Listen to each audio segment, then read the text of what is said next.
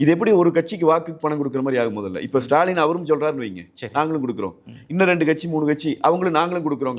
அவரு சொல்ல முடியாது இல்ல, ஆளுகின்ற கட்சி ஏங்க இன்னும் மக்கள் எல்லாம் கஷ்டப்பட்டு இருக்காங்க, நான் திருப்பி வந்து உங்களுக்கு வந்து கருணை தொகை மக்கள் கஷ்டப்பட்டு கொண்டு இருக்கிறாங்க. ஆட்சிக்கு வரணும், எப்படி ஆனாலும் சரி இந்த திமுக வந்து விடக்கூடாது, எந்த வகையிலாவது மக்களோட நன்மதிப்பு பெறணும், மகளிர் வாக்குகள் அவங்களுக்கு இருக்கிற மாதிரி தெரியுது, அவங்க நிறைய திட்டங்களை செயல்படுத்திட்டு இருக்காங்க, நல்ல திட்டங்கள், அதுல இருந்து நம்ம மேல வரணும்னு சொன்னா அப்போ ஒரு தொகையா கொடுத்தா மக்கள் மனதில் மாற்றம். நீங்க முதல்ல சொன்னதுதான் அதுல சரியான செய்தி. நீங்களே தொடங்கும் போது அவங்க இதை ஏத்துக்க முடியாது.